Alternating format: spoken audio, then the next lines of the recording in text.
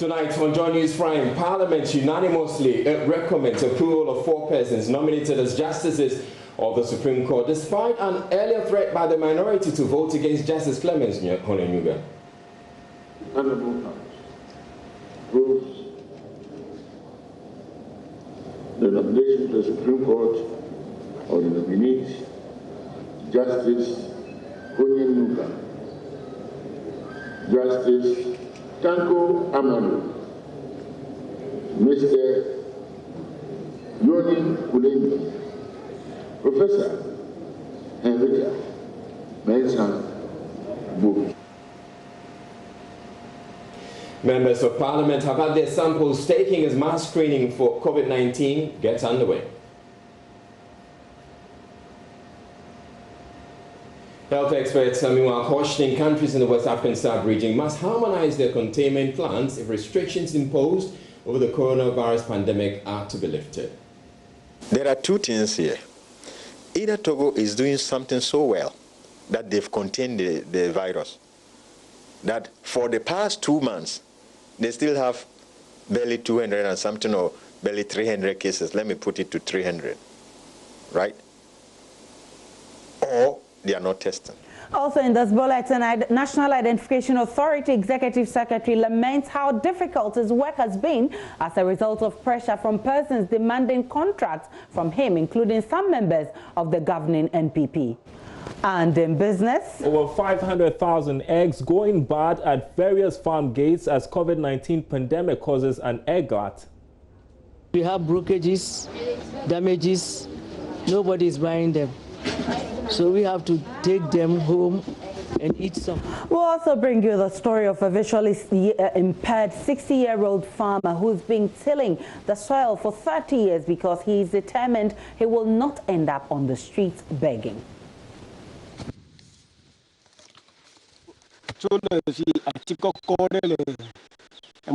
I'm Israel Lion. Remember, Joy News Prime is live on digital terrestrial TV because we're free to air. And my name is Aisha Ibrahim, coming to you live from our studios in Kokomilim on digital address GA09925339, also on DSTV channel 421 and GoTV channel 144.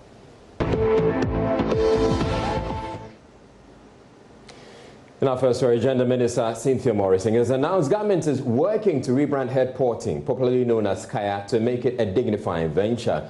According to the minister, this has become necessary because the way the trade is carried out at the moment is dehumanizing and sullies Ghana's reputation in the eyes of the international community. The rebranding, the minister explains, will also bring to an end the involvement of minors in the enterprise, which is dominated by women. There's more in the report. A good number of the women and girls engaged in the headporting business have either not been to school or dropped out of school for varied reasons, and so have virtually no employable skills. They tend to resort to carrying loads on their heads as their only livelihood. Even as government works on its promise to build a hostel facility for the headporters operating in Accra, the gender minister believes more dignity could be brought to the trade. And what is going to happen is that we are going to rebrand the Kayo. It is a negative on the nation. Everywhere you go is Kayo, and it's like, why should people be sleeping outside the streets and all that? And we see young girls below the age of 16, hawking and doing Kayo, and that is wrong. That is child labor. We see mothers carrying their newborn babies and doing Kayo. That is not acceptable. And so we told them we are going to restructure Kayo. We are going to group them, we are going to give them leaders, we are going to brand their pan so that at least when the Kayo carries your wares and you can't find her again, by the color of the number on the head pan, you can identify where she has taken your wares, so you can go back and get your lost items. I'm at Old Fadama, Ghana's biggest and most densely populated slum. This is where most of the headporters come to pass the night after a hard day's work of carrying loads. I've come to speak with the leader of the Carriers Association of Ghana. He tells me this new policy by government to rebrand the operations of headporters should have happened years ago. Today they know, and they are rebranding them. Is that what you are telling me? They don't know. I said, let's always be, truthful. we grow. And Ghana independence, getting to 60 to 70 years, like this question for not even asked. You don't believe that will happen? Why should I believe it? That's why at the beginning I asked you a question. Is it today government know that we have a Kayo in Ghana? Government don't even talk. Don't talk about government. Of the estimated 19,127 people involved in the trade, 86% of them are females, mainly single mothers. The government promised a lot of things that she said she's going to do for Kai. Now, how many years now? How many years now? It's getting to, even, let's say 4 years now. So, if whatever government was saying that she's promised, and that now they are for them, they don't know whether she's going to be true or not. It could take weeks or months or even years for this whole concept of rebranding Kayes to take place. But in the meantime, these head porters will continue to carry loads to fend for themselves and their families. From Old Fadama here in Accra, Latif Idris reporting for Joy News. Residents of Boating Krom, a community in the Ashanti region, have had to walk several kilometers to neighboring towns to get access to healthcare. The situation has resulted in the death of many pregnant women. The lucky ones, unfortunately, sometimes end up losing their unborn babies. Residents say these stories could have been avoided if the CHIPS compound in the community was operational and are appealing to government to, as a matter of urgency, get their CHIPS compound resources to run. Here's a chilling story from Boating Krom. My name is Seiram Abladi Souza. This is the community of Boating Krom in the Asante Achim Central Municipality of the Ashanti region. Here you will hear the story of how a chip compound is going waste because there is no health personnel to man it. Join me and let's tell the story of the people of Boating Krom here in the Ashanti region.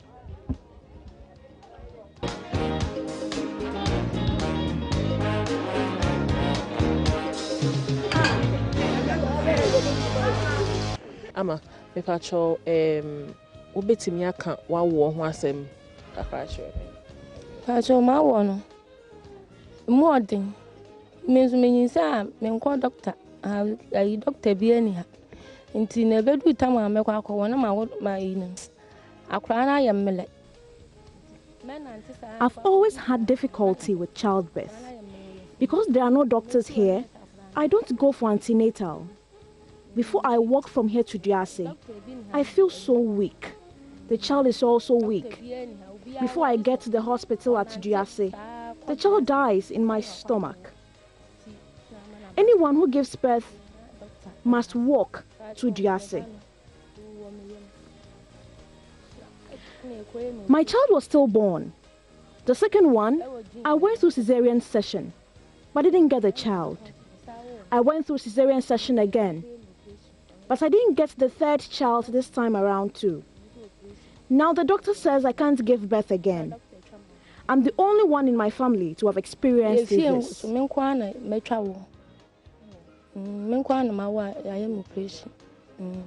pacha family Doris, my womb and 9. Now first one de me wunu ofie. Second one so me wunu ofie. Third one na de me ko hospital me ko wo Duase. Na Duase no kra no I walk am be anaju 2 o'clock. Ya nyaka enti me ni me kru pe na ko na de me fa form. Me ni me no pe dru ba bi no na kra ne pe so oba. Nso no ye be man ti oni mu ho hwe. Oso so me san kakran sta me dru ba bi an ma tana se. My name is Doris. I have 4 children. I had the first and second at home, the third at the hospital at Diase. I had labor pains at 2 a.m. and we could not get a vehicle, so we had to walk to Diase. On our way, I had to stop several times till we got to Diase around 3:30 a.m. The fourth one, my husband, had to walk to Diase to get a vehicle. If he had not gotten a vehicle, I would have gone through the same ordeal as the third one. So we really need a hospital. Car and stand ever family akokono. And no so when you be anka no me breast anti hospital no de ehia pa aha de yasitrem no din pa ma yen if say sa oba yale na sa nyame amwo first na ka ma ha na nse kwa nyame ya duma kai ba nkakrakra ti sa oba yale ana oyere yale enyimwa ayeko wa ya na ya hom tu say me mane ana idi abubu pa me bi to me yere awo kan ma nonko wo nta ntani mu no wo ba ko ha na ba ko no kam ada say eye ka nti akura na yodi ka wo no wuni. Government has promised to compensate residents of Jamestown whose structures were demolished to make way for a fishing harbour project. There are about 400 structures were cleared for the $60 million project. Mamisi Nyamiche Thompson was there for Joy News. As the bulldozer tore down the buildings, residents tried to salvage what was left of their belongings. More than 400 structures had been crashed. The harbour project should have started in February, but for the outbreak of the novel coronavirus. But today's demolition exercise will ensure contractors can go to site. But residents say they were not informed. Owner of a destroyed orphanage, Joyce Naboko, protested. We started this project to support children, needy street children. In Jamestown.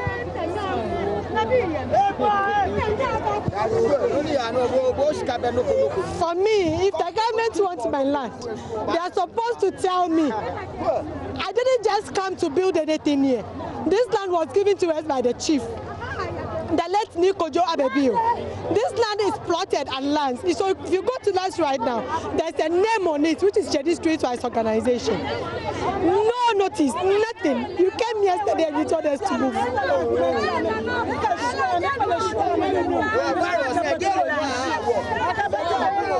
I'm not crying because I don't have a place to stay. I'm crying because I feel for the kids that are staying here. They never came to say, oh, we'll relocate this organization. Or, okay, we are putting you here. All they said, the exact word from the Metro Chief is, the Chinese want to use your place for residents. So you have to sacrifice and give it to them for 3 years. We will give it back to you. The question I asked was, so if we have to sacrifice, what is the government doing about it? So we asked them, then we want to move to that part, demolish the part, and then after your program, we can move back. They said that Chinese don't want anybody around the beach area. This is what he said, but they are demolishing Jenny and leaving other structures. Is this a real law, or is somebody behind it? Some former residents at the orphanage say they are worried. Nothing we have lost because we have our bed and they have demolished everything, so we don't have anything to sleep on now. Right now, we don't know where to go. I want the government to build another house for us. Sub-Metro Chairman of Ashiedu Keteke, Seth Raymond Tete, is denying they weren't informed. However, he indicates there will be some packages for affected residents. Yes, as far as we are concerned, we have cleared all those residing here. But we know that there are others who do other businesses here.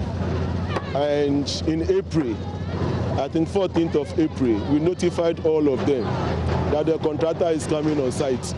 So we want everybody to leave for them to come and start. But there is that perception that, oh, don't mind them, they can't do it. So they have not left. But since we came to announce that we are coming to clear this place, I think some have started moving their things. The truth is that we are going to compensate about 400 structures within this place. The $60 million Jamestown Fishing Harbour project will have a landing site, processing and storage facilities, and a recreational area. Demolition continues tomorrow, so Chinese contractors can set up for construction to begin, while residents manage to put their lives back on track. For Joy News, Esi Nyamiche Thompson, Jamestown.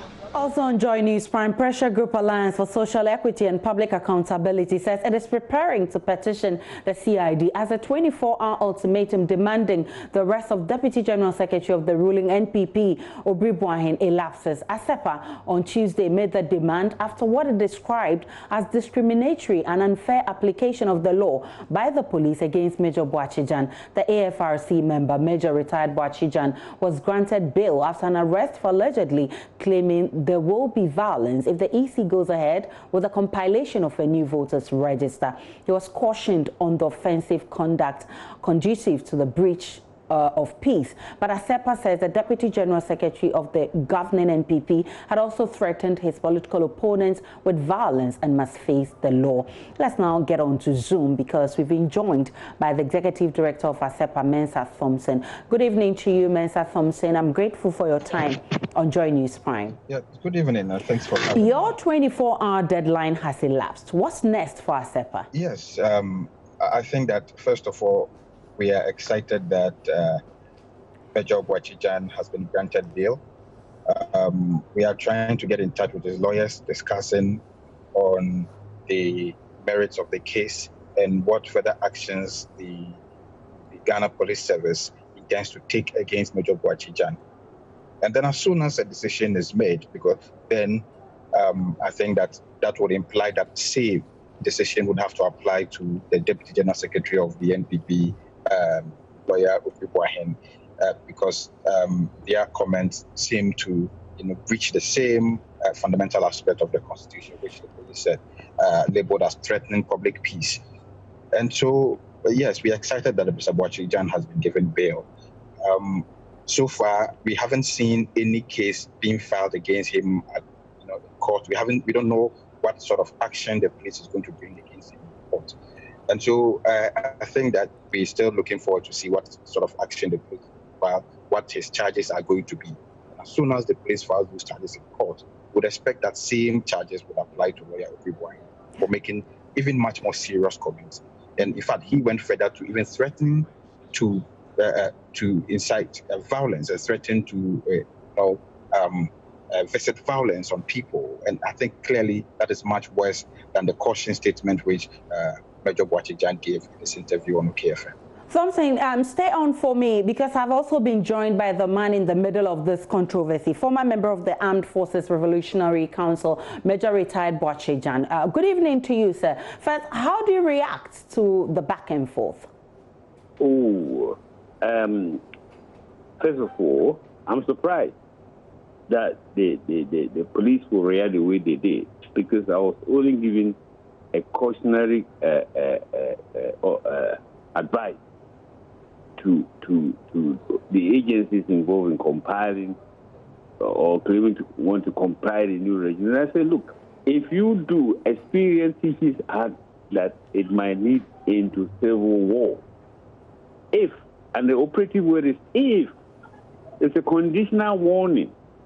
I have not met with anybody to apply conspiracy to create civil war in this country. You don't do things like that on the radio. You understand me? So I am mystified as to why he should be pushed to act the way they are doing. Major Boachijan retired. If you had another opportunity, would you have said it differently than the way you said it? No. Why? Because I think the impact has been made. I said it for emphasis. Look, we are moving into dangerous waters.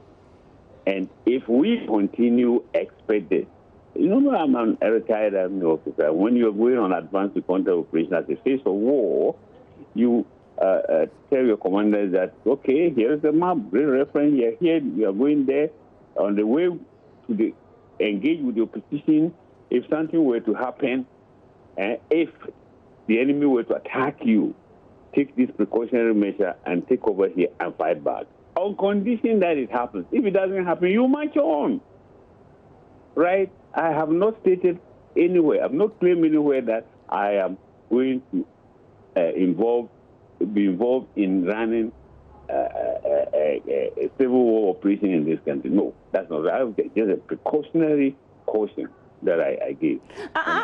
I'm curious to know, Major Boachijan, your stance on this one. ASEPA wants the Deputy General Secretary of the NPP to be arrested for making similar comments. What's your stance on this? The comments are not similar, with all respect.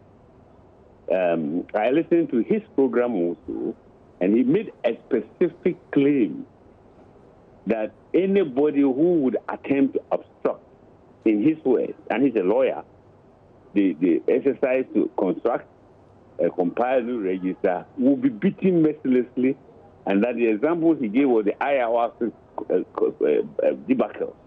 I mean, this is different from what I said. I never have urged anybody or threatened anybody to beat anybody or any group of people at all. I said, look, the exercise is unnecessary and that it must be discontinued. Otherwise, if we go on, expect this and that and that. So the onus is on them to stop it and avoid what I predicted. It's a prediction is a normal political and business thing to do. So I don't see why they should have this type of knee-jerk reaction. But we are going to I've engaged the lawyers to contest the case in court if and when it comes. I'm grateful for your time. Major Boachijan, retired, is former member of the AFRC. Mensa Thompson is still on the line. Mensa Thompson, have you made any complaints to the police apart from the 24-hour ultimatum you gave? Not yet. Major Boachijan was given bail yesterday in the evening.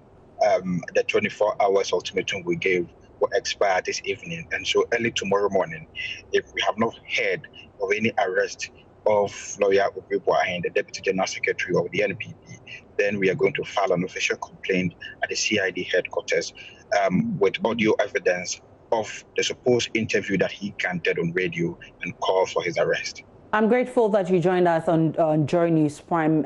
Mensa Thompson is Executive Director of ASEPA. Let's get on to other stories. 4 persons nominated as justices of the Supreme Court: Yoni Kolendi, Professor Henrietta Mensah Bonsu, Clemens Jackson Honyanuga, and Isifu Umoro Tanko are just a step away from their confirmation. This was after Parliament on Wednesday adopted the report of the Appointments Committee recommending their approval, despite the minority's earlier threat to vote against Justice Honyanuga. The MPs accused him of politically biased after he, as the paramount chief of Nyabo traditional area, endorsed President Akufo-Addo's second-term bid when he visited them in February 2020. He subsequently apologized when he appeared before Parliament's Appointment Committee for his vetting. The 4 nominees were unanimously approved when the matter came to a vote on Wednesday, an indication the minority MPs have decided to pardon Justice Honyanuga.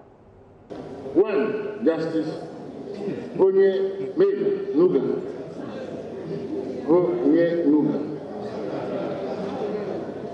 2. Justice Tanko Amadu.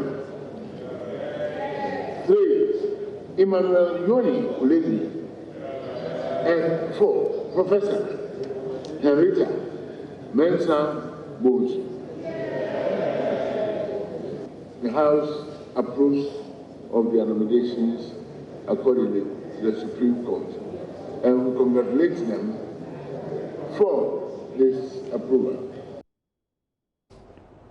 So what convinced the minority to review its position? Parliamentary correspondent Joseph Opoko-Gakpo puts the question to the Deputy Minority Leader James Saveji and the MP for Wa West, Joseph Hilechre, who is a member of the Appointments Committee. The minority position is what has been expressed on the floor through the approval. Finish. And that position that you support all the approvals, including justice. That is why we voted. There was no issue for anything. Yeah? If there has been an issue, you will see the process. You know the process. But there hasn't been any issue, so that is why we approved all of them. The minority MPs had raised concerns that he had acted in breach. Members of the committee. Members of the appointment committee had raised. At the time they raised that issue, information available to them made them raise those issues. But after the vetting, further work has been done by them, and they have come to the realization that all of them must go. And so then the decision was that Justice Onyenuga did not breach any code of conduct of judges when he decided to endorse President. That's a different issue, breaching code of conduct. There's a different issue of you qualifying to perform certain duties. And because he's qualified to perform the duty, that is why the approval has been given. At the level of the appointment committee, we gather the minority actually voted 7 against 10 to object to his approval the day after the vetting. So what has changed? I'm not a member of the committee, so I will not be able to respond to that question. As I said earlier, the information available to them at the time of vetting made them to take that decision. That day, we disagreed about taking a decision that same day. But the majority side insisted. And so we said no, we needed to do further checks and get back. Even after the supposed vote, which the votes were 2 in the first instance, whether to vote that day or not. But we said no, it's not appropriate thing to do. So even after the vote, the leader, our minority leader said, look, I'll still come back to you to discuss the issue. Because, as we are saying, when we said initially that we shouldn't vote, it is because there were issues that we wanted to discuss and then get the clarity on the issue. But I'm just telling you that if you look at the standing orders, we either recommend somebody for approval or we don't. Apart from that, even if it's majority that has approved the person, we have approved the person for, there's no need to vote. It is the House that must decide. Lecturer is MP for Wa West and also a member of the Appointments Committee. Let's still stay in Parliament because members were this morning screened for COVID-19 as directed by the Speaker on Tuesday. Staff of the Parliamentary Services were also included in the exercise with the results expected in 2 days. Deputy Health Minister Dr. Bernard Okoboy encouraged members to fully participate. And still to come in this bulletin, we'll be bringing you the story of a visually impaired 60-year-old farmer who's been tilling the soil for 30 years because he's determined he will not end up on the streets begging.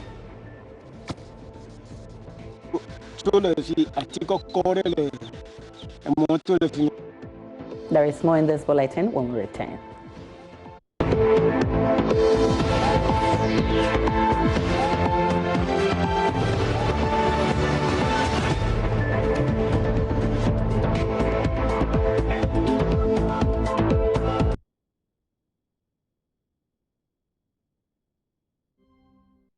Time now for business. Daryl Kwais is with the very latest from that world. Daryl, have you eaten an egg today? We're told eating an egg once a day helps. I've eaten several of them, actually 3 eggs today. So why is there a glut? Because of the lockdown, fallout, you know, because people are not shopping so much. I thought people were eating so much. We thought so too, but apparently that is not the situation. And you'd see from this story about to bring you over 500,000 eggs sit at the farm gates and various markets nationwide, getting rotten as an egg glut hits the country. The Ashanti region has the largest population of large-scale poultry farmers, numbering about 13. Now, COVID-19 is being blamed for the glut, and the producers are appealing to government to pick them up. There's more in this report. Eggs, several eggs, at the railway market, Kumasi, go bad as a glut hits the country from COVID-19. The hardest hit in the value chain are women. They are here sitting outside waiting for customers who may never come in these COVID times. More than 90% of sellers are women who say they are losing thousands of Ghana cedis. These are eggs which should have been bought within a day. However, they have been here for over 5 days. A lot is had been in the system.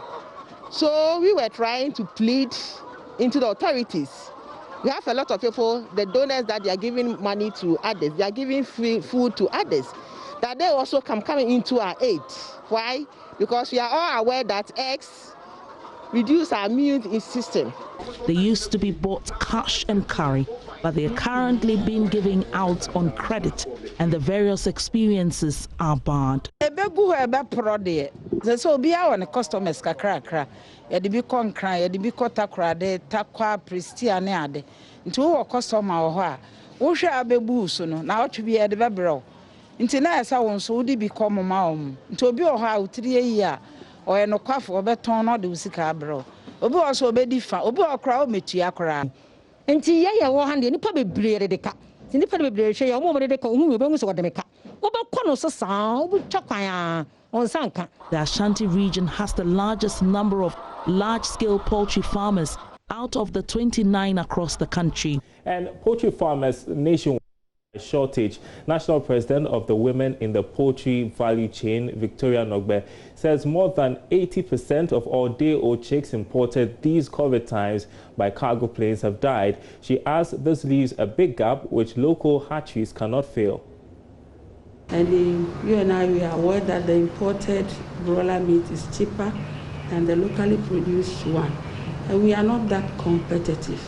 So the consumers, let me say, those who are not too health conscious, who prefer to go for an imported cheaper meat. But those who are health conscious would still strive to buy the locally produced one. We are not competitive because some of our inputs are imported. As we speak now, you know, we import day-old chicks. Yeah. So even the COVID that has made it very difficult because our production cycles are going to change. For the time that you are ready for the day-old chicks, the planes are not coming. Yes, already I've mentioned that your production cycle will change because at the beginning of the year, you plan your production cycle. When are you taking your day-old chicks? How are you monitoring it? So that when the seasons are with us, like Christmas, you can have a lot more eggs to sell.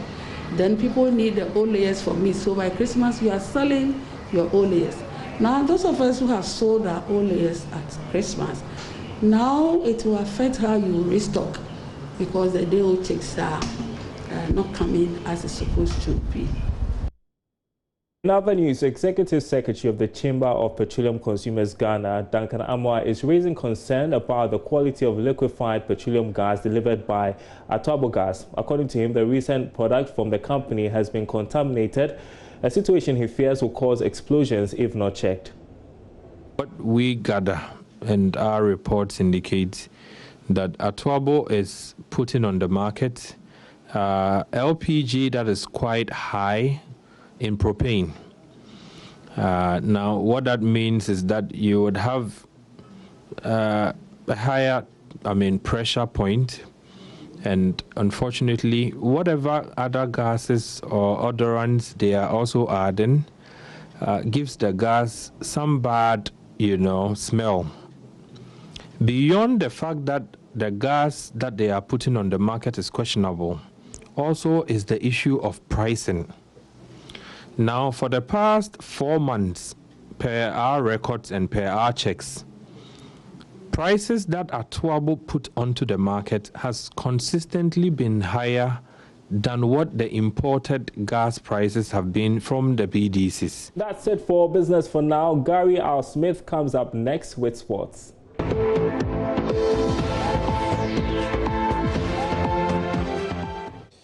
Thank you for staying with us on Joy News Prime. I'm Gary L. Smith with the sports. And Germany have already restarted their Bundesliga, leaving many countries around Europe especially wondering if they can do the same. However, there are many roadblocks to still scale, and it's becoming increasingly clear that it will not be as simple as that. Peter Drury, international commentator, also agrees that getting normal football back with fans will take time. Certainly, any optimistic notion of an early June resumption seems to be disappearing fairly fast. If anything, maybe towards the latter point of latter end of June is still more realistic. Listen, the fact that I think 6 members of personnel out of 748 tested today, I guess, none of us are experts. We're here as lovers of football and not necessarily understanders or articulators of the world of health or politics. But I guess 6 out of 748 was probably a statistical likelihood. In itself, I wouldn't have thought that it's a huge setback. I think there's an understanding, as has already been said, that within the great industry of football, there will be those, A, who are reluctant to return this promptly, and B, who, as a matter of fact, are going to find themselves face to face with the core problem itself. Now, you might recall that the Premier League was one of those that had proposed that June should be when things should restart. But they were not the only ones. I told you a couple of weeks ago that the Major League Soccer, the MLS, were also looking at it. But one of their commentators for ESPN for that league is John Champion. And yesterday when he joined us on PM Express, he said that the proposed 5-week quarantine tournament that is set for June is likely to come on. A quarantine tournament for all 26 of their clubs at the Wide World of Sports at Disney in Orlando, Florida. And the plan is that all the players should come in at the start of June, do all their training there whilst under quarantine, 4 weeks of it, then play a 5-week tournament. And I use tournament with inverted commas around it because it's just a way of dressing up a portion of what would be their regular league season. It would be a knockout event, but teams that were knocked out would still have to fulfill other fixtures that would count towards the league against other teams that had exited early.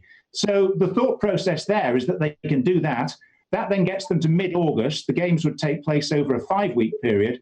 And then they hope that things would have eased sufficiently across the United States that, albeit behind closed doors, each team would be allowed to play at their home stadium, and they could have the rest of their regular season, which normally runs to 34 league games, and then in America, the obligatory end-of-season playoffs to decide the league title. They are fortunate in that they're only 2 games into a league season that began only in March. Yesterday, we also heard before the show that certain players and staff in the English Premier League had contracted the coronavirus. Details have come in that 1 player and 2 staff at Watford and Burnley's assistant manager Ian Warren are among the 6 positive Premier League tests for COVID-19. Now, the other 2 are at a 3rd club, and the details of which have not been revealed. Players and staff who have tested positive will now self-isolate for 7 days. It comes as squads started non-contact training on Tuesday as the Premier League steps up plans for a restart. Joy Sports' Asari Bediako has more in this report.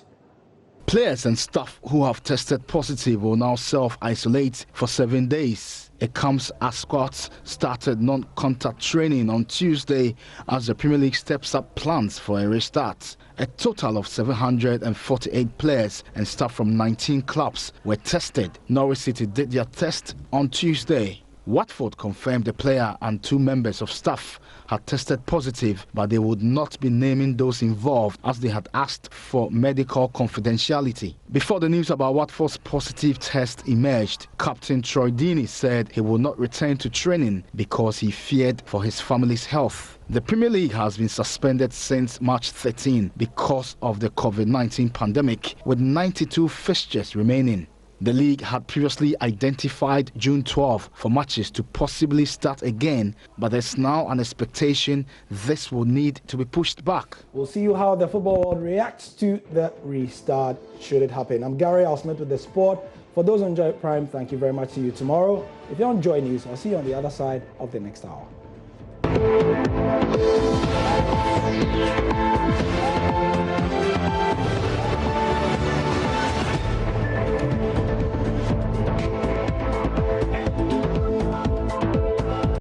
Executive Secretary of the National Identification Authority, Professor Kenatefa, says members of the governing MPP and others demanding contracts from him have made his work at the authority very difficult. In an interview on Joy Prime's morning show, Mr. Tefa described as wrong for the growth of the nation a sense of entitlement exhibited by some of the people involved.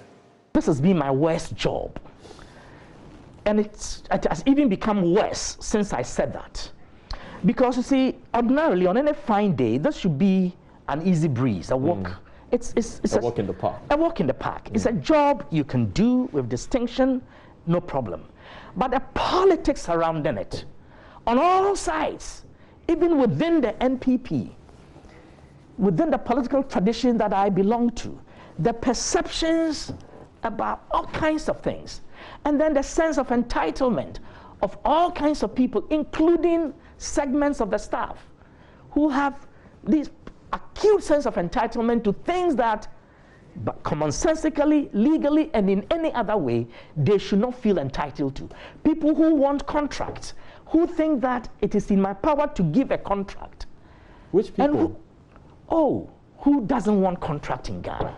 I'm talking people from my political tradition, MPP. I'm talking people who just know me, know that the government has appointed me, and therefore think that I should be. You see, there's nothing wrong in people wanting contract. That's not what I'm talking about. My complaint is about an unjustified sense of entitlement. That because I am a member of this party, and this party is in power, you ought to give me this.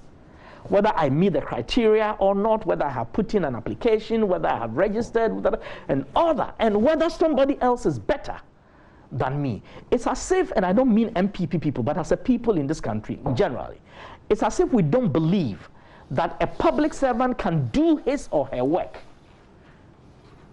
in full compliance with the law and fidelity to the state only.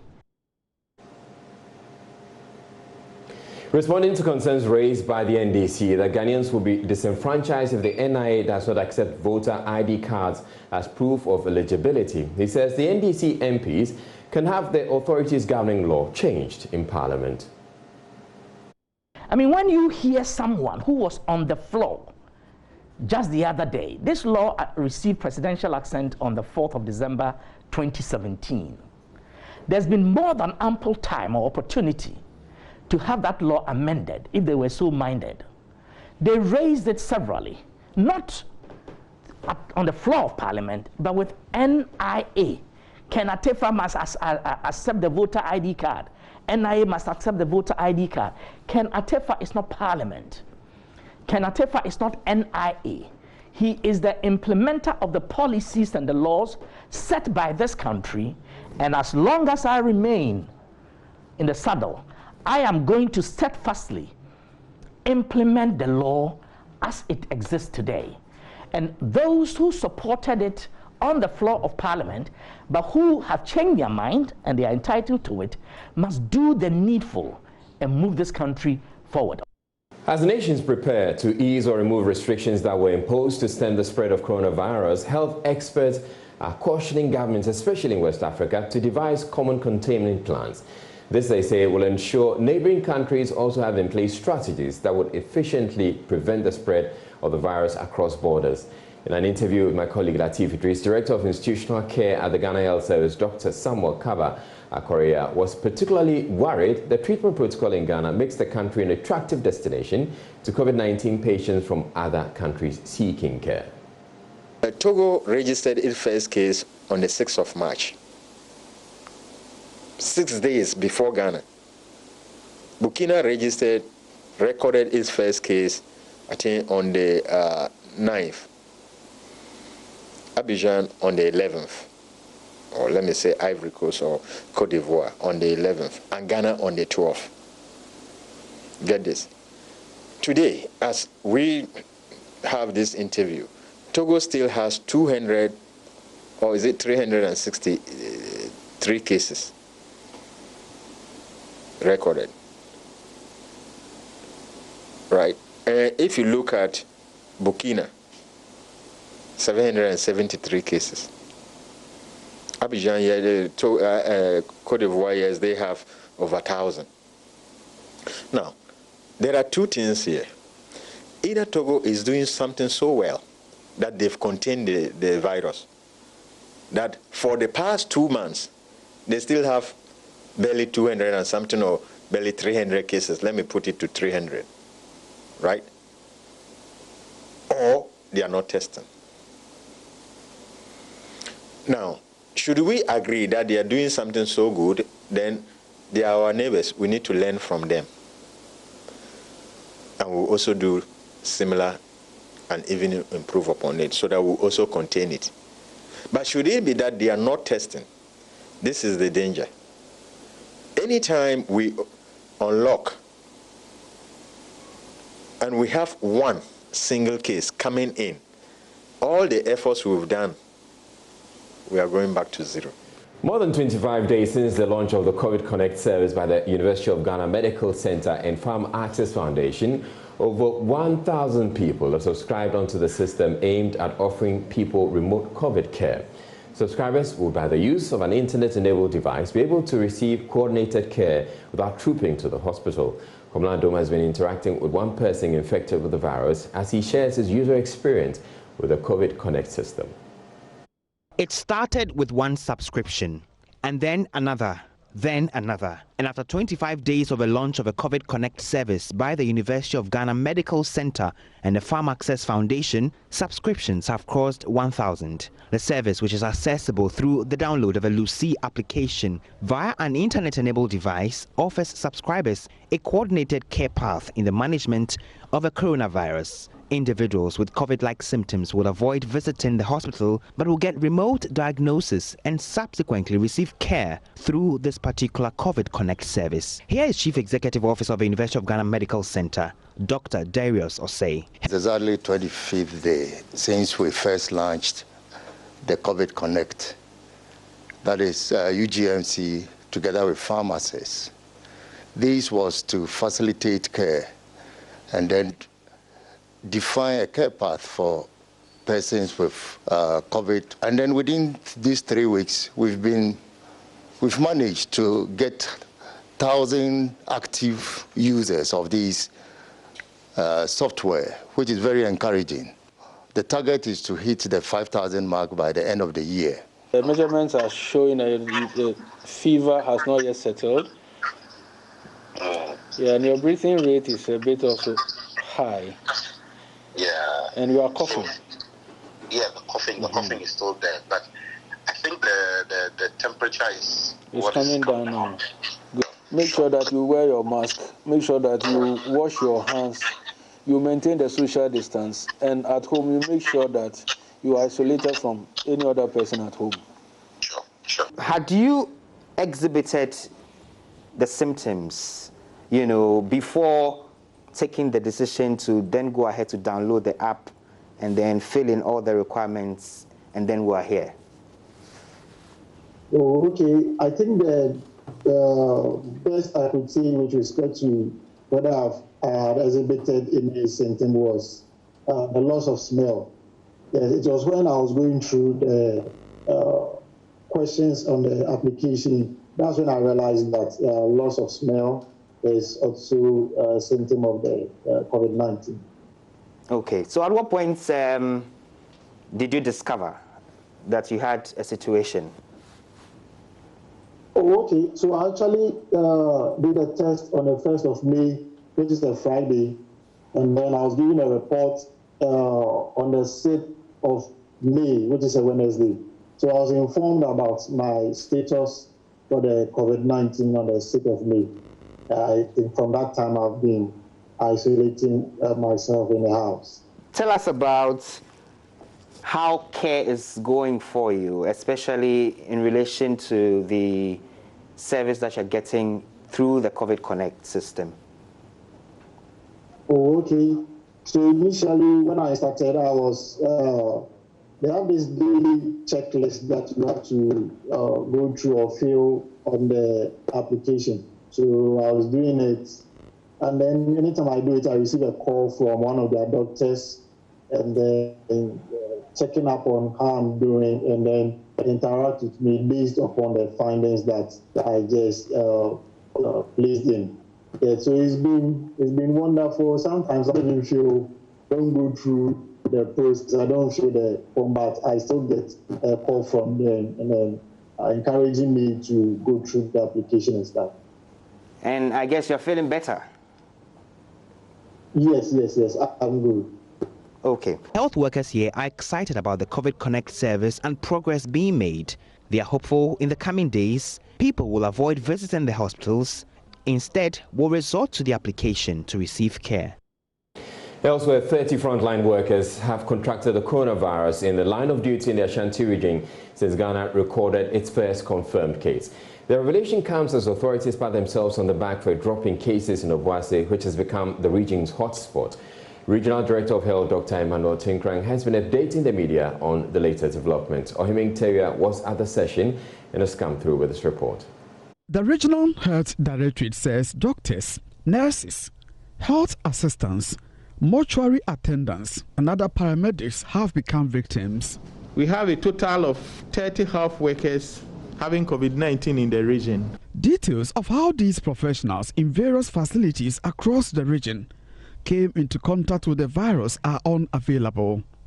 Regional Health Director Dr. Emmanuel Tinkrang, however, says all of them are doing well. Some of them are doctors, nurses, paramedics, and then even health assistants, mortuarymen. That's the situation we find ourselves. But the good thing is that all of them are doing very well. Meanwhile, health professionals are celebrating decline in COVID-19 infections in Obuasi. Dr. Tinkrang says reinforced protocols, early detection of cases and isolation have contributed to the positive development. The good news is that the new cases of infection in Obuasi has reduced. It was only during the period of 19th April to 27th April that we had the upsurge of the cases. And since then, the number of cases have reduced in Obuasi. So all the interventions that needed to be done is to reinforce what we are already doing. The number of new cases that we are having are not as many as that we recorded in April, comparing that of May. So that means that whatsoever we are doing it right. And that we should continue to do it. Dr. Tinkrang attributes surge in cases to uncleared samples at the laboratories and an index case that contributed to the spread of infections. He says intensive surveillance have since been strengthened with combined stakeholder effort to bring the situation under control. Between 21st to 27th, the cases went up to about 300 cases. That was less than 6 days. The index case that actually caused this situation was a case that died. He has been in the community close to 2 weeks and has been sick. Fortunately, he operates around the market area of the family. So after the case was confirmed, we had so many contacts from the market area and then other areas in Obuasi.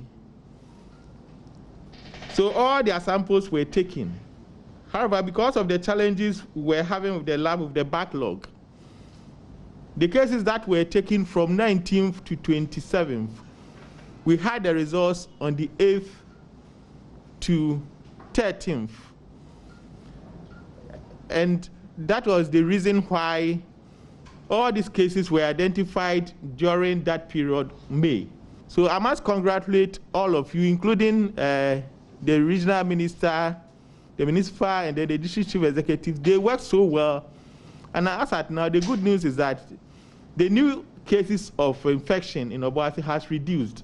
From Kumasi, for Joy News, Ohiming Teria reporting. And back here in Accra, some police commanders in the Greater Accra region say they are no longer detaining persons who commit minor offences as a way to minimize the spread of coronavirus in their cells. Speaking to the media in separate interviews during a Zoomlion COVID-19 disinfection exercise of police stations and schools, they stated they're also not allowing outsiders to have contact with persons in their cells while also ensuring strict adherence to all health protocols. Maxwell Agbagba has more. The team of sprayers here disinfected the barracks here at the Dansoman police station and also the cells here. We've been speaking to commander of the Dansoman Divisional Command, Superintendent G.J. Dakon. And he says that they've put in place measures to ensure that the cells here are not crowded. He also has been discounting some rumors making the round that some persons in the cells here have tested positive for the coronavirus. Not all cases. We don't detain people in all cases. Some of the cases, when they come, we make sure we take statement, we take witness statement. If it is if there is evidence, we go to court immediately for the court to decide. If there is no evidence, we grant bail for people to go home, because we have all the offices, including the cells, the female cells, the male cells, and then the whole barracks was disinfected. And we are so happy because we are all aware of the pandemic and the havoc it is doing. So that psychologically it's going to prepare us to serve better. A lot of people come here. We have a lot of officers here and our families. So once the place has been disinfected, we are sure we are safe. Here at the Mamprobi police station, the sprayers also disinfected residences, the cells, and the entire compound of the Mamprobi police station. Commander here, Chief Superintendent Cephas Atta, says they have reduced the number of people in their cells, all in a bid to control the possible spread of the virus. He says persons who have committed minor offenses are not detained. When new inmates are being brought, in fact, and we have cut it down drastically, we don't just detain anybody. Persons who have committed lesser offenses are not detained because we do these things to ensure that nobody comes in with any virus to affect or infect those who are inside. So that's what we do. So we ensure that they go through the protocol. As we stand here, you can see myself and my lieutenants. Everybody is in face mask, and we ensure. We also have our disinfectant sanitizers that has been provided to us by the police administration.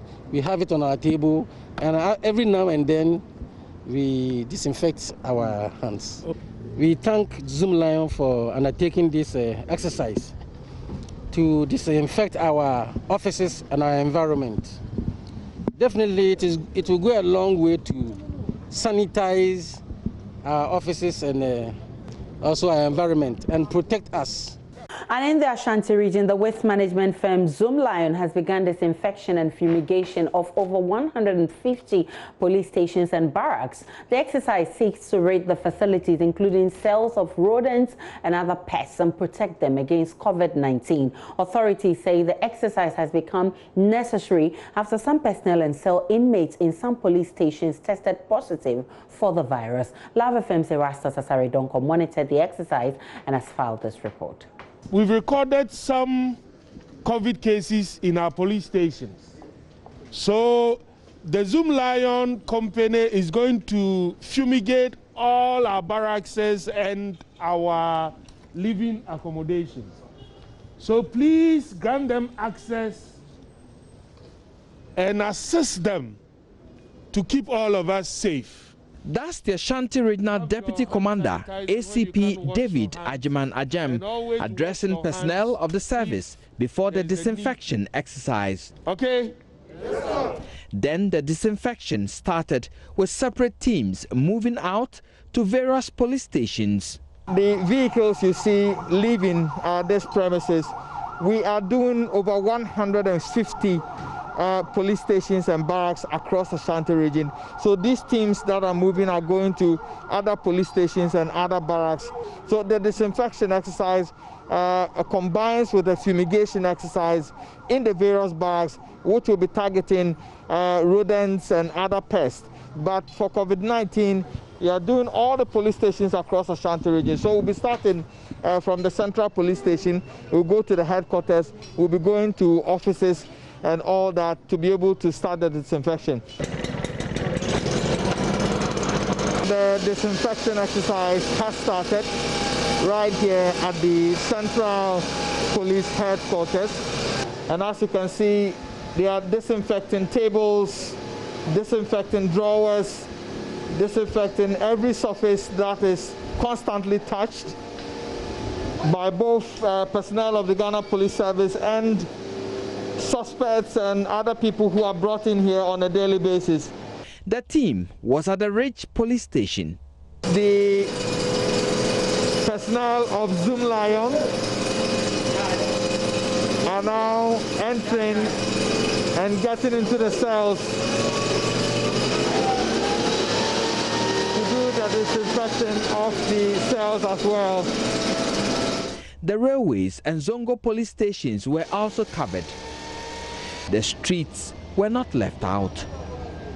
Philip Yabua Asante is with Zoom Lion, Ashanti region. We are fumigating and disinfecting 158 police facilities within the region. And we're going to use 5 days for this exercise.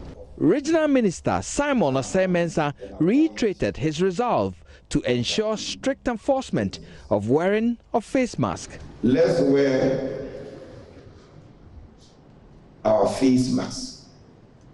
It's mandatory, please. It's mandatory. It's not optional.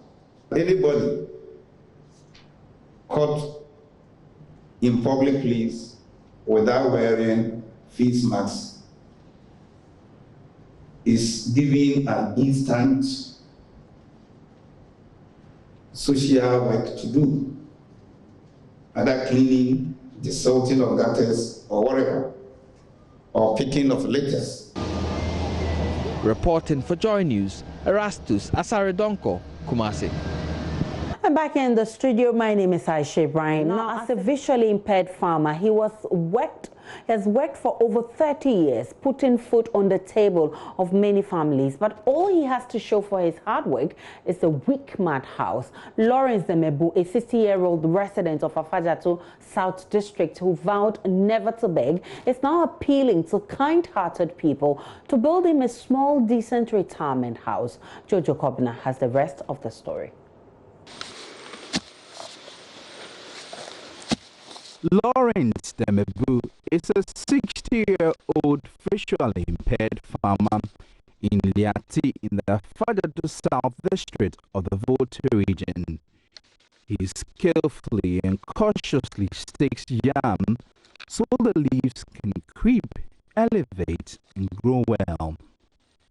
After losing his sight in his early 20s,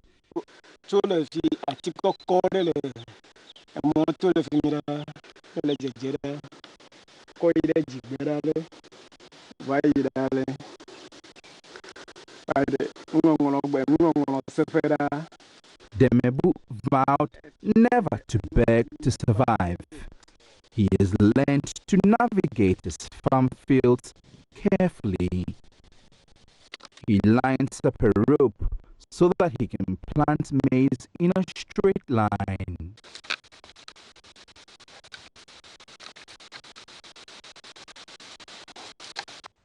Lawrence is passionate about farming and spends very long hours in the fields.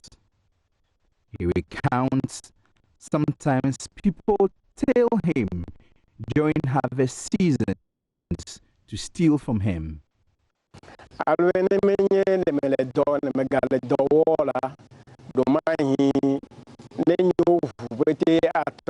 I fail to work, it will make me ill. Hard work gives me energy and strength.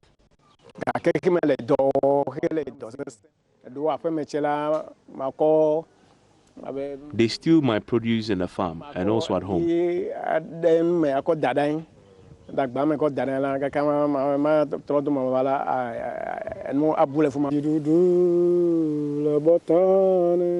That is not a big worry to him. Lawrence's biggest fear is old age. He is worried about who will take care of him when he is old and frail. Finding a partner has been difficult, so he has no child and has also given up on the prospects of finding a wife. My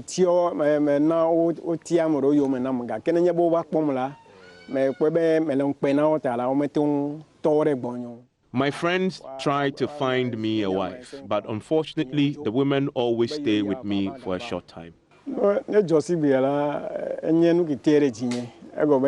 They feel ashamed of me. I am not lazy.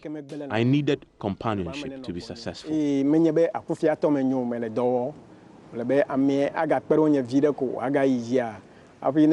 Those days I could provide for them, but they left me.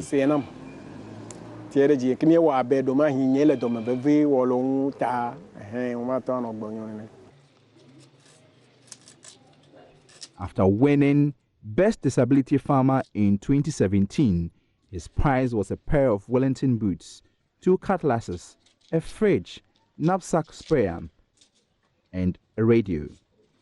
He also received 800 cedis to support his farming. Lawrence said though he appreciates the money, it was not enough to expand his farm. 30 years of farming, a weak madhouse, is what he has to show for all his hard work.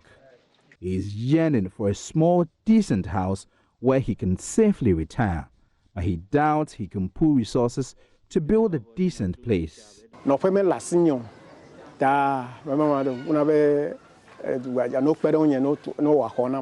I don't have a decent place to sleep. I don't like begging, but I plead with you to help me build a good house.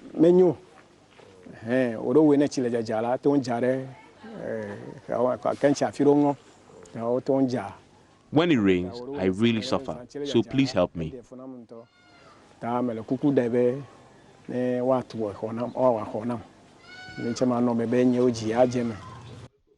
Although he's proud to beg, he's now crying out to philanthropists who can be kind enough to give him a befitting retirement house.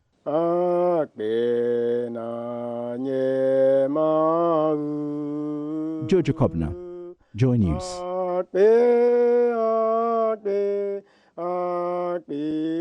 Very touching indeed. And in the Fija-Kwabre South District, the Assembly is distancing itself from demolition of over 40 uncompleted buildings. Love News sources say houses at various stages of completion have been down by traditional authorities with authorization from the District Assembly, who say they were sited on land earmarked for road.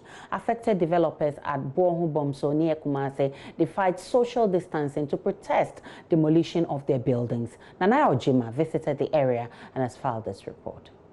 Cement blocks, whole and broken, fill the space. Rubble of a 6-bedroom house, which was nearing the roofing stage. Here is owner. She says, "How much did I pay for the land for you to bring people to destroy a whole building?" The assembly say they've not sent anyone, so I'm asking who is responsible. She produces the site plan, allocation paper, and other documents to prove legal acquisition and ownership. Other victims share similar stories. It is a 6-bedroom house. Each of them has a washroom. We had built to an advanced stage, and I have documents covering everything. I don't know what to do.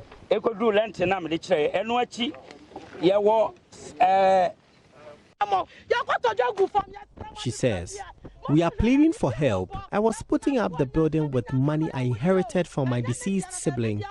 It is for his children." Checks at the assembly reveal the town's current chief, Nana Osayakuto, has caused a redemarcation of the land from the plan by his predecessor. The assembly says it had only sanctioned removal of tree stumps, blocking access to houses under construction. Christian Edupoku is a Fija-Kwabre South District Chief Executive. Yeah, I want to put on record that this assembly hasn't given permission to anybody to go to Bomso Boho to go and demolish any house or any property. If something of this nature has gone on, then the chief and whoever went there did it on their own. The head of the physical planning department, like you are saying, he led them to the place. But according to him, when the incident had happened and we questioned him, he said he left the place on an assignment. So he only heard that the chief had taken the law into his own hands and has done what he did. Meanwhile, Mensha Palace, custodian of all stool lands in the Ashanti region, is mediating the standoff between devastated developers and the chief. We're still live on Joy News Prime. Remember, Joy News Prime is free to air because we are on DTT. We take a short break. When we return, there's more in business.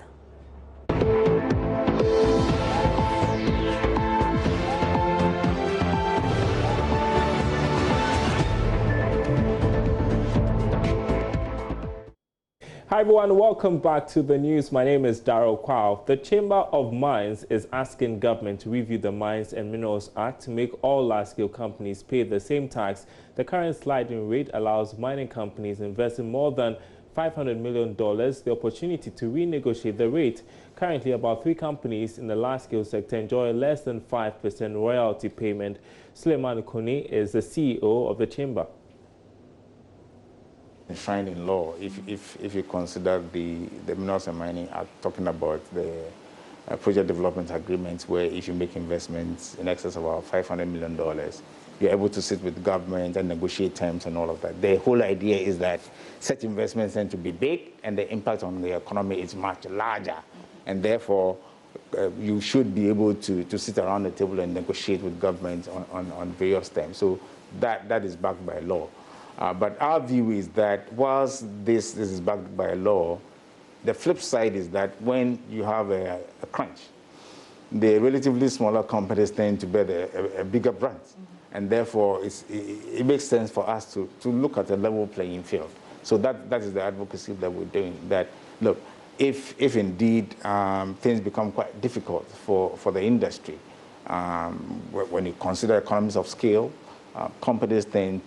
larger companies tend to be less, burdened by the small, relative to the smaller companies, and that's why we believe that we should have a level playing field, because in such situations, the relatively smaller companies tend to be quite hurt, and it's important to have a level playing field. So, now, you may have heard of the saying, we are not in normal times, and while same is the situation with the Ghana Stock Exchange. Managing Director Eko Afeji says due to the outbreak of COVID-19, the exchange welcomes moves by some listed companies to hold annual general meetings and other engagements with shareholders virtually. According to him, listed companies without large numbers can make use of virtual platforms to make disclosures. So all over the world, listed companies are finding ways of how do we organize AGMs. So you find some of them trying to do virtual AGMs. In Ghana, you might see a few of them doing that very soon. But the ones with the very huge numbers of shareholders, we might find it difficult doing that. GCB, MTN, etc. But you find the smaller ones trying to do virtual. As an exchange, we don't have any issue with companies doing virtual AGMs. And I don't think the regulators also have issues with that, because it ends up the same. You're still doing a meeting, but this time it's virtual. Other news, Activa International Insurance says it remains devoted to reaching out in the fight against COVID-19. Management of the insurance firm presented a package of PPE to the National Cardiothoracic Center to support frontline health workers in their line of duty. There's more in this report. Corporate Ghana continues to deepen its support to the fight against the novel coronavirus in Ghana. At the premises of the National Cardiothoracic Center at the Kolubu Teaching Hospital, management of Activa International Insurance Ghana presented a package of PPEs made of face masks, medical scrubs, hospital gowns and head covers to assist the frontline health workers at the Cardio Center in the fight against the virus. Benjamin Yamwa is MD of Activa Insurance. For us at Activa International Insurance, we have chosen to do this presentation at the cardio unit because, as we all know, COVID-19 affects the heart and the lungs. And so today, we are here to present some items to them. The items include face masks, medical scrubs, gowns, and then head covers. And we believe with this presentation, it will help the frontline workers of the cardio center to deliver on their premium heart healthcare services that they provide. Receiving the items, Director of the National Cardiothoracic Center, Dr. Lawrence Serbuo, called on other corporate entities to provide aid to the cardio center. And I wish that other companies will come to our aid. Presently, we see that people are even afraid of coming to the hospitals. I want to assure people that we have taken precautions to make sure that their safety is of paramount interest to us. We have many patients who don't even want to come to hospitals these days.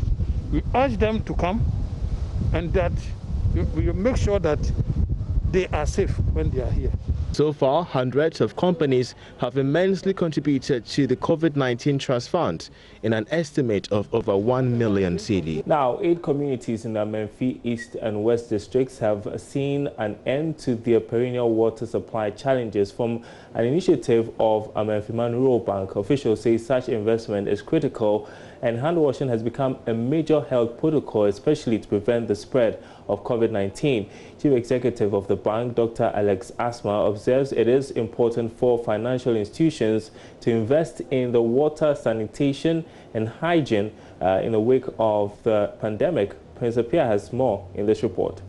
Every player in Ghana's economy now has been engaged to contribute in every way possible to reduce the spread of the coronavirus pandemic.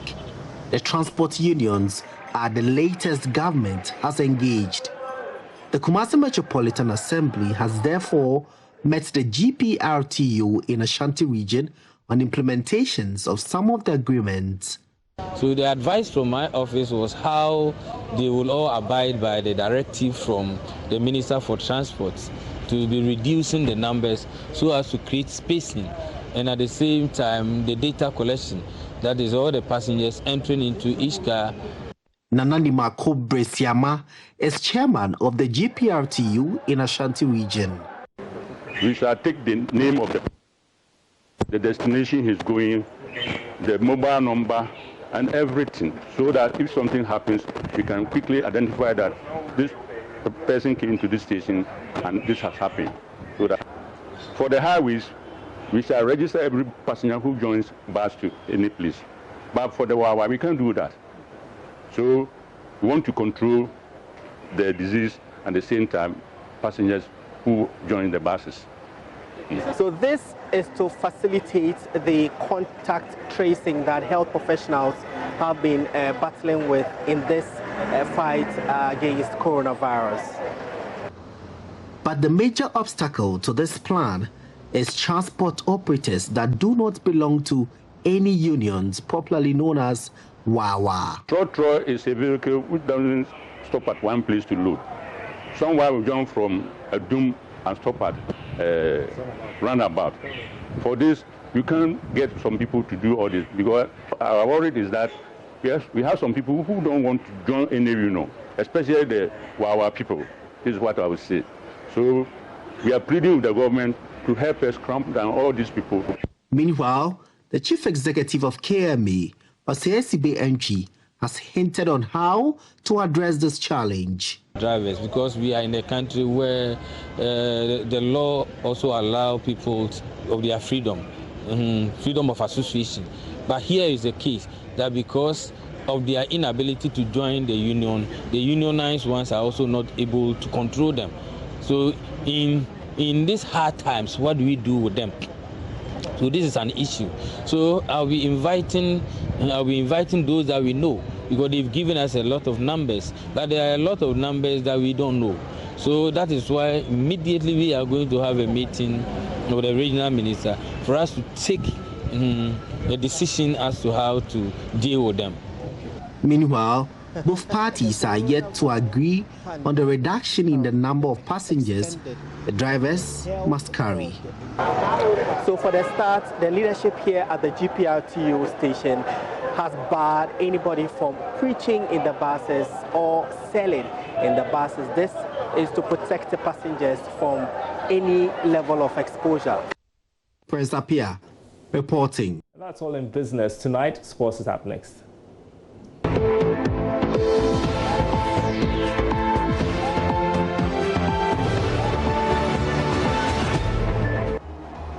The sport here with me, Gary Al Smith. And if it were a Star Wars movie, we'd probably title football's attempts at returning "The Football World Strikes Back." Sounds like a good title. Anyway, many football clubs in Europe especially are returning to training, and something has caught the eye, and it is more hair. In England, former England international Ashley Young was spotted in Italy with this lock of hair in training for Inter Milan. And then over in England, we see N'Golo Kante. Who knew the young man could grow so much hair? And then there's Kepa Arrizabalaga, the Chelsea goalkeeper, also having a bit of bush on top of his head. And photo of the day has to go to Sadio Mane, who is channeling his inner Osajefo. Kwame Nkrumah said, "Forwards never, backwards never." Sadio Mane says, "Yankonkwa." Anyway, coming to the Ghana Premier League, and clubs will crumble if asked to play behind closed doors. That's according to Kwabena Eboa in his reasoning about the coronavirus and what the next step should be for our local football. There is a suggestion that they should play behind closed doors, as has started in the Bundesliga. Is that sustainable in Ghana? And we find some of the club leaders arguing strongly that if they have to play behind closed doors, and that is led by Alhaji Grusa, who is the bankroller and founder of King Faisal, then every club has to be paid a minimum of $200,000 to play behind closed doors. Is that tenable? Does the FA have the money to play the league behind closed doors? Even at a time that we play the league and when the fans were at the stadium, only some of the top teams like Ashanti Kotoko, like Altobok, and in recent times, Lagos Cities, were trying to bring the fans to the stadium. So if you want to play the league behind closed doors, and there's no way that the FA on its own can start the league without direct intervention from the central government, it's looking increasingly like the league being cancelled is something that the Football Association doesn't want to hear at all. And let me use this platform to appeal to the central government. And it's something that a lot of people have already expressed concern.